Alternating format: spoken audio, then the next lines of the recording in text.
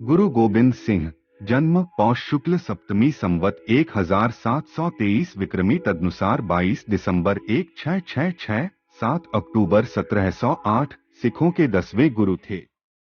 आपके पिताजी श्री गुरु तेग बहादुर जी के बलिदान के उपरांत 11 नवंबर सन 1675 को 10वें गुरु बने।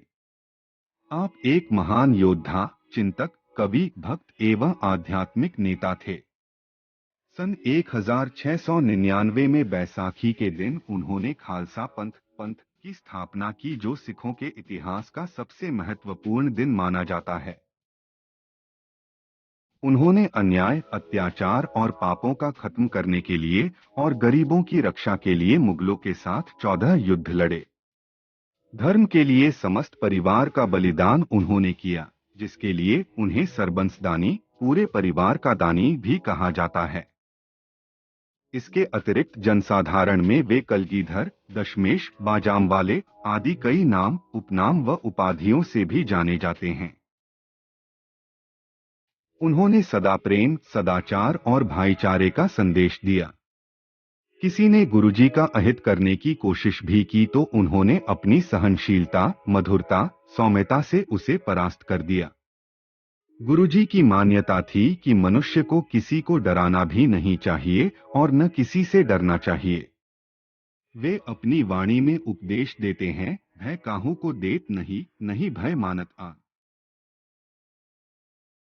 गुरु गोविंद सिंह का जन्म 9वें सिख गुरु श्री गुरु तेग बहादुर जी और माता गुजरी के घर पटना, जो आजकल बिहार की राजधानी है, में 22 दिसंबर 1666 को हुआ था।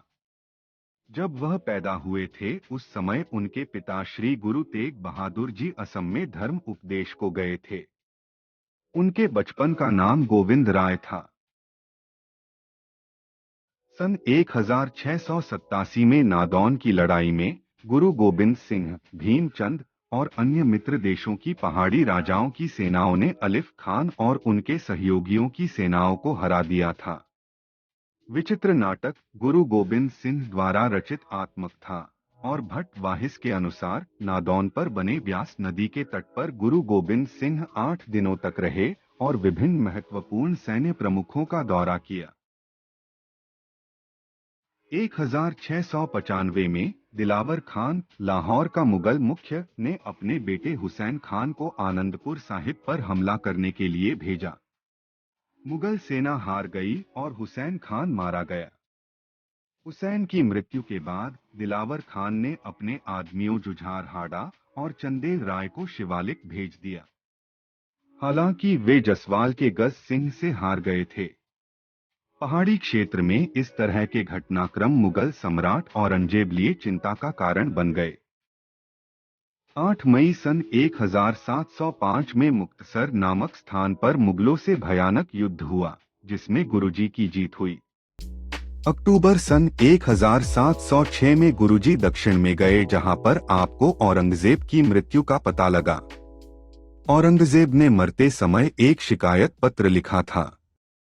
हैरानी की बात है कि जो सब कुछ लुटा चुका था, गुरुजी वो फतहनामा लिख रहे थे, व जिसके पास सब कुछ था वह शिकस्तनामा लिख रहा है। औरंगजेब की मृत्यु के बाद बहादुर शाह को बादशाह बनाने में मदद की। गुरुजी व बहादुर शाह के संबंध अत्यंत मधुर थे। इन संबंधों को देखकर सरहद का नवाब वजीद खां घबरा गया। उसने 2 पठान गुरुजी के पीछे लगा दिए।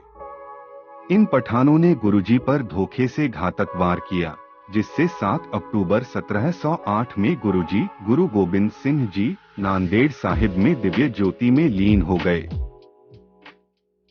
गुरुजी सिखों के 10वें गुरु होने का साथ साथ एक महान योद्धा, कवि, भक्त एवं आध्यात्मिक नेता, मौलिक चिंतक व संस्कृत, ब्रजभाषा, फारसी सहित कई भाषाओं के ज्ञाता भी थे। वे बाल्यकाल से ही सरल, सहज, भक्तिभाव वाले कर्मयोगी थे।